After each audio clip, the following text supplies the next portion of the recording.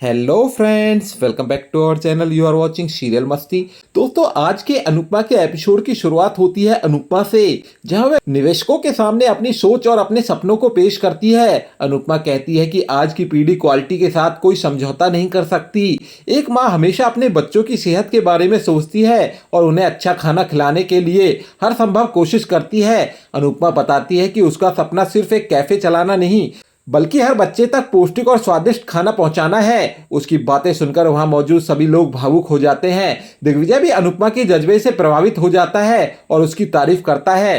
प्रेरणा भी अनुपमा के खाने और उसकी विजन की जमकर सराहना करती है। वहीं अनुपमा सावी का धन्यवाद करती है, क्योंकि उसी की प्रेरणा से यह सफर शुरू हुआ था। अनुपमा की सच्चाई और मेहनत देखकर निवेशक काफी प्रभावित होते हैं और आखिरकार बड़ा फैसला लेते हुए उनके प्रोजेक्ट में निवेश करने के लिए तैयार हो जाते हैं। हालांकि प्रेरणा को अभी भी कागजी कार्रवाई की चिंता रहती है, लेकिन निवेशक उसे भरोसा दिलाते हैं कि सभी दस्तावेज जल्दी तैयार हो जाएंगे। इस बड़ी सफलता के बाद दिग्विजय अनुपमा की तारीफ करते हुए कहता है कि वह लोगों को अपने सपनों को जीना सिखाती है। अनुपमा के जवाब और उसकी मजाकिया अंदाज पर पूरा कॉन्फ्रेंस हॉल हंसी से गूंज उठता है। दूसरी तरफ शाह हाउस में एक अलग ही नजारा देखने को मिलता है। परितोष प्रेम के कैफे से पिज्जा लेकर आता है। लीला जब उससे पूछती है कि उसने पैसे दिए या नहीं, तब परितोष कहता है कि राही ने उसे यह पिज्जा मुफ्त में दिया है। तभी हसमुख और जया दोनों उन्हें रंगे हाथों पकड़ लेते हैं। हसमुख परितोष को समझाता है कि मुफ्त का खाना खाने की बजाय मेहनत की कमाई से खाना खरीदना चाहिए। उधर ईशानी के साथ कुछ लड़के बदसलूकी करने की कोशिश करते हैं।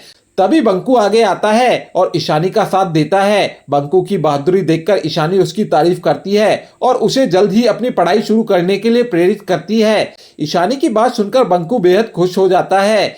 उधर प्रेम अपने कैफे के बिजनेस को लेकर परेशान दिखाई देता है। रायु उसे समझाती है कि कोई भी कारोबार एक रात में सफल नहीं होता, लेकिन प्रेम लगातार अनुपमा के कैफे की सफलता को देखकर बेचैन रहता है।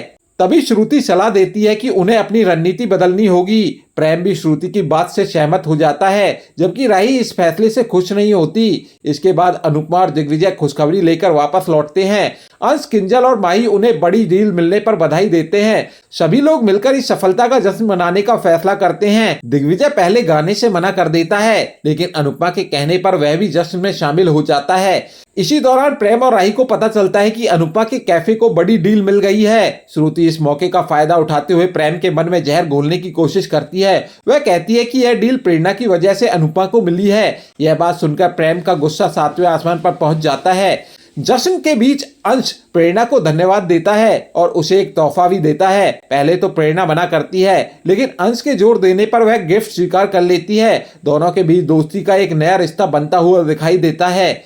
लेकिन तभी माहौल पूरी तरह बदल जाता है। प्रेम गुस्से में प्रेरणा पर आरोप लगाता है कि उसने उसका कांटेक्ट छीनकर अनुपमा को दिलवा दिया है। यह सुनकर अंश भड़क जाता है और दोनों के बीच जबरदस्त बहस शुरू हो जाती है। देखते ही देखते मामला हाथापाई तक पहुंच जाता है।